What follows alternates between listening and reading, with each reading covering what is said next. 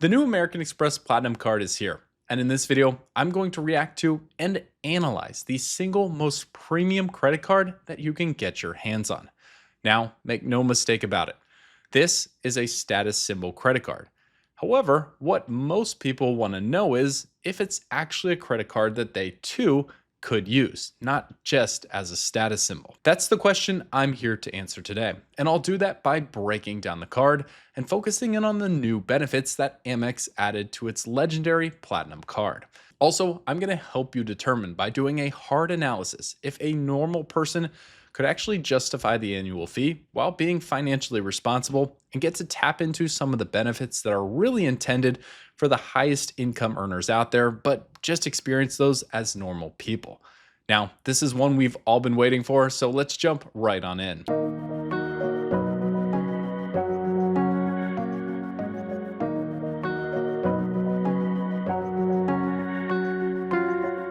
Welcome to the channel. My name is Rick and I help you save more, earn more, and experience more using credit cards. Now, this is not a simple card, so I want to keep the breakdown simple for you so you can really see if it fits into your life. I'll do that in two parts. Part one, we're going to break down the credits and benefits on the Platinum. And in part two, I'm going to play one of our favorite games on this channel called Can We Get to Zero?, where I go line by line to see if these credits are truly justifiable for a normal person. Now remember, I always want you to take more out of your credit cards than you give to the banks to hold them. So I'm going to be really real and honest with my evaluations of this card, and I'm not going to hold anything back. So let's start with breaking down the new Amex Platinum. I like to look at this card in three ways. You've got your core basics of the credit card, your premium credits and benefits, which are really the ones you're probably making this decision on. And then you've got the secondary credits and benefits, the smaller ones that don't affect quite as many people,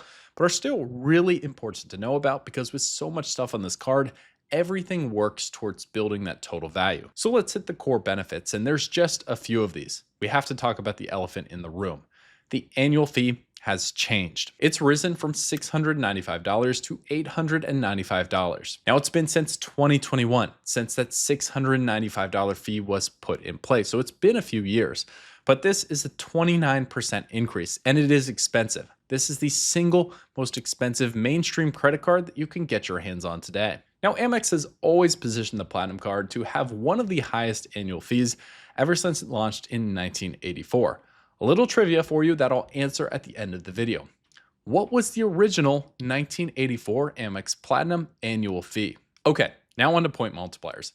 These remained exactly the same. You'll earn 5x points booking flights either directly or on Amex Travel. You'll also earn 5x points booking hotels on Amex Travel and a flat 1x membership rewards points on everything else. Now, there were no rumors of any of this changing, so I'm not surprised that this was left untouched. Now let's talk sign-up bonus. Up to 175,000 membership rewards points is the current offer that you can find depending on the link you use. That requires spending of $8,000 in 6 months. Now, if you value Amex membership rewards points at 1 cent each, that's worth $1,750 in travel. If you take the NerdWallet valuation of 1.6 cents per point, that makes that sign-up bonus worth $2,800 right off the bat. Now, I'm shocked that this remained the same.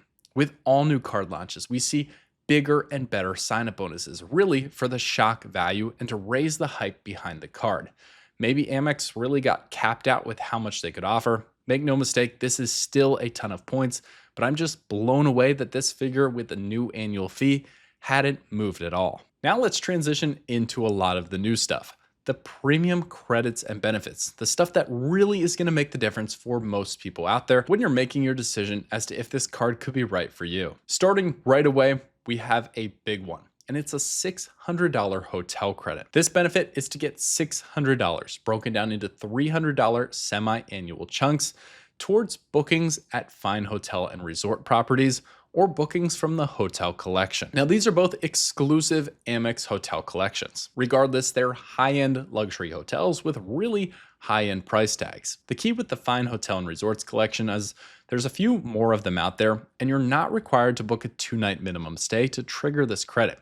It's also got a lot of nice ingrained benefits that help offset the cost of these really high cash value rooms. You're going to get room upgrades when available, daily breakfast for 2, a 4 p.m. late checkout, and a property amenity valued at $100. This could be something like a spa, food, or beverage credit. Now, on the low end, these properties range from $300 a night, but those are few and far between.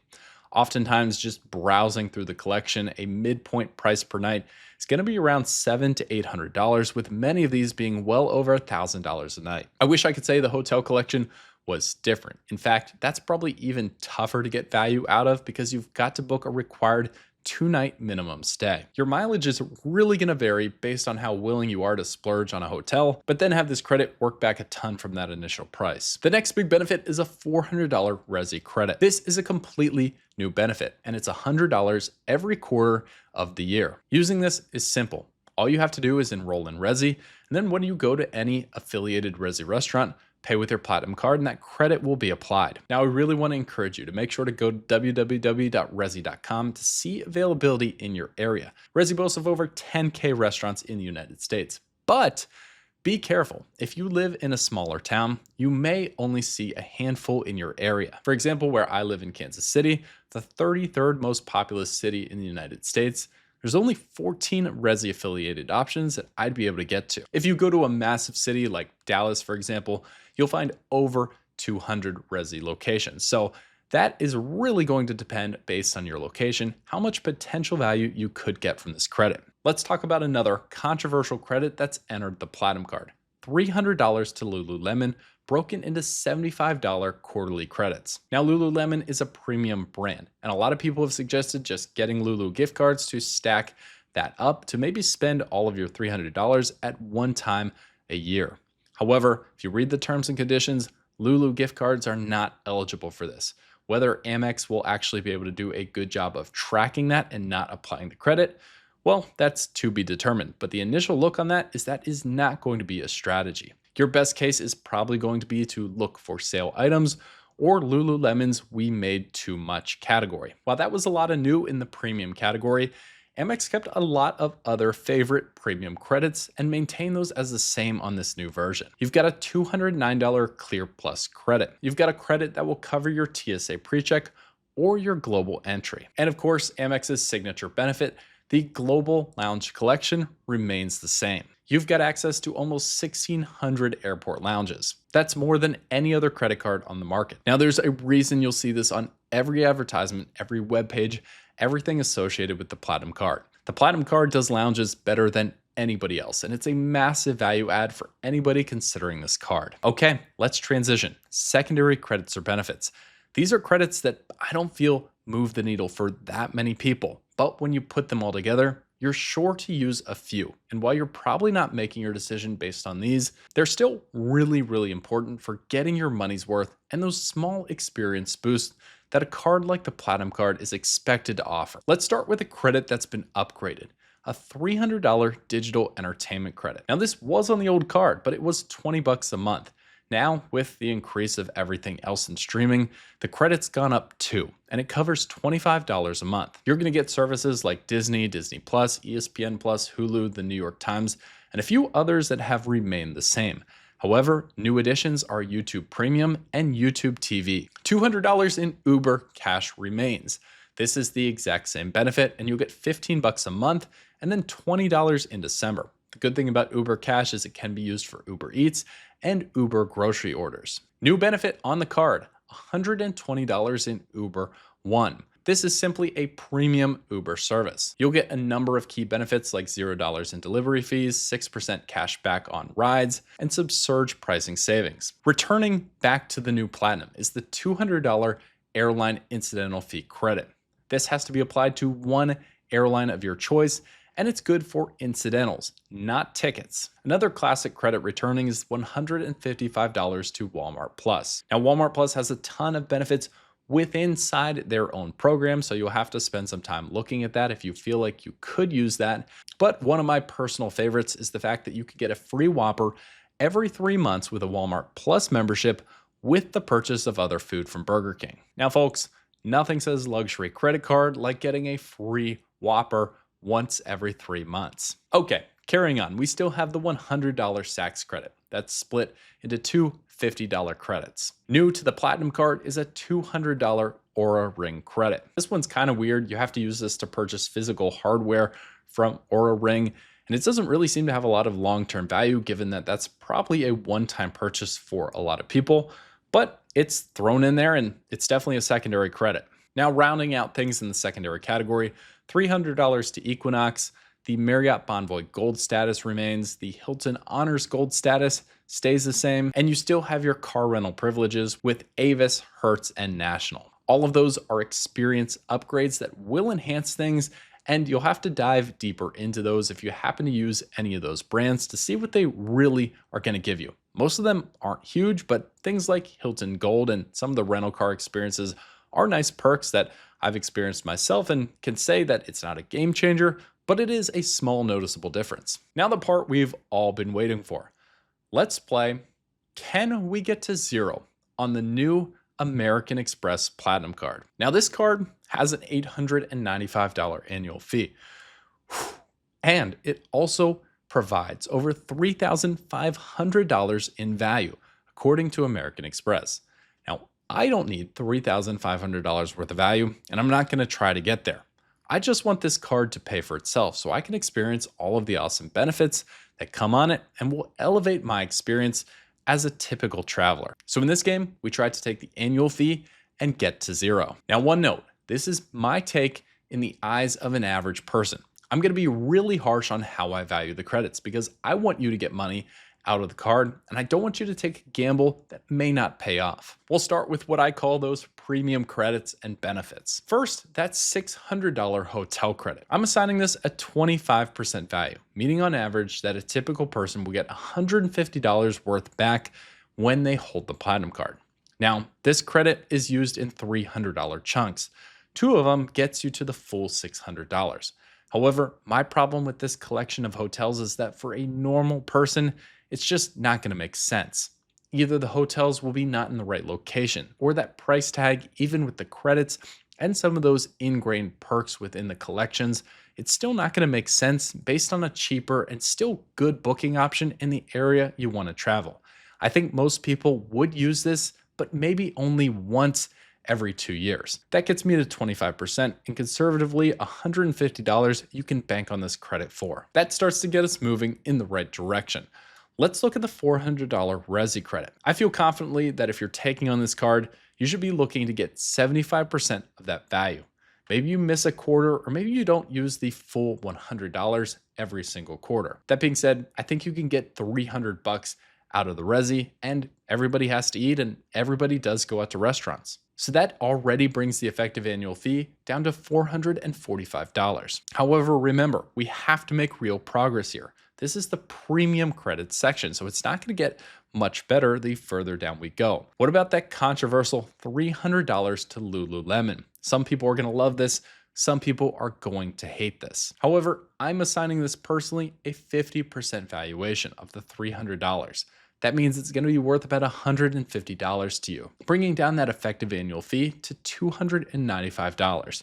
The reasoning behind this, everybody buys clothes, but you may not be able to use the full $75 every single quarter. Additionally, if you're buying a t-shirt, you probably wouldn't have paid quite as much as a Lululemon shirt, so your valuation isn't going to be the full cost of a shirt there. Anyways, I feel like 50% really strikes the right balance, and I think a lot of people should be able to hit that target if they get this card. Now the Clear Plus credit, $209 in Amex value on the surface. I don't think this is worth anything. The reason I'm not assigning this a value is because the next credit is the Global Entry and TSA PreCheck. That status is good for 5 years, and it's essentially the same thing as Clear. I don't know a lot of people who would bypass TSA PreCheck and go ahead and pay for Clear normally, which is way more expensive, but since they do the same thing, I think a lot of people would pay for Global Entry or TSA PreCheck. So I'm cutting the value of that credit in 5 because it does last 5 years. And that means that credit is worth $24 a year and brings our effective annual fee to $271. The last premium benefit is the Global Lounge Collection. I've been to a ton of different lounges and the widespread access is really huge. I think reasonably a normal traveler could visit 4 lounges in an entire year. I think you're getting about $25 in food or drinks, give or take, and those savings in an airport would be worth about $100 to you over the course of 4 visits. Our new effective annual fee, $171. Now let's hit the secondary credits and benefits. $300 in digital entertainment. I went back and forth on this. At first, I didn't love it, but then I really thought about this, and I think the addition of YouTube and YouTube TV are potentially huge. First of all, the stats show us that YouTube TV is the only TV provider that's actually growing. So many people are switching onto it, and the fact that the Platinum card can take $25 a month off of the cost of that subscription, that could be game changing, even worth it for a lot of people to move whatever they're watching TV on onto YouTube TV and take advantage of the Platinum card as $300 in value for streaming. Anyways, I think the stats and real numbers show there's enough of a use case, if not through YouTube TV, from one of the other streaming services. So I'm assigning the digital entertainment credit a 100% valuation, bringing $300 onto the table for a normal person and our effective annual fee into the green zone. This card now paying us $129 to hold it. I'm not as high on $200 in Uber Cash. I gave that 25% value, estimating Ubering or using Uber Eats 3 out of the 12 months of the year. That's gonna be $50 worth and brings the effective annual fee to negative $179. And again, that's in the green. Amex paying that out essentially in value back to you as the cardholder. $121 in Uber One credit. Never would get it, and I don't think most people would either. That's not worth anything on this card to me or to a lot of people. For the airline incidental credit, I think bag fees are going to get you at least halfway there. $200 credit to start with, given a 50% value, it's another $100 back in your pocket. And that is where we hit a real dry spell. We're at negative $279 back in your pocket. But the rest of these, I don't see a lot going on. I don't think Walmart Plus is something a lot of people would normally value. The Saks credit is kind of a running joke at this point. $200 in Oura Ring is completely random and extremely niche in who's going to take advantage of that. $300 in Equinox, absolutely no value for the normal person there. And our statuses, Marriott and Hilton Gold, and the rental car statuses are sure nice, but you don't want to bake in that as monetary value when getting the Platinum card as a justification for it giving you money back for that annual fee you're paying in. Absolutely no way. They're great to have and they're nice when you run into them, but you're not going to put your money on that to get surplus value just from holding the card. So now this superficial but strict calculation brings me to an effective annual fee of negative $279. Now that is significant. Enough core benefits for a normal person who's being strict to get their money back, and even more. So where do I land on this card? Well, credit to Amex because I think this is a big winner. It added $200 in annual fees. That's tough to absorb, and make no mistake, paying $895 for a credit card is a decision no one should take lightly. But the big changes, $600 in hotel credits, $400 in Resi, $300 to Lulu, that's hotel, food, and clothing. A lot of people can buy in and use that at some level. In fact, it's enough for me to say that this card is now a get in my book, even if you travel semi-frequently. Make sure you look at your own math, but I think there's real value, especially with a massive sign-up bonus, and even just holding the card for a few years to test run it and see how you like it. Now, the last thing I'd recommend before you make any move is to consider the family language in the Amex system. If you want all of the sign-up bonuses in their travel card lineup, you've got to get the green card, then the gold card, then finally the platinum card. And hey, you probably thought I forgot about that trivia. Well, if you can imagine, back in 1984, the Amex Platinum card first debuted with a $250 annual fee. It seems impossible to imagine these days, but at least I'm happy to say that this card is back in the right direction and a viable option here in 2025. I'll see you in the next video. Thanks so much for watching.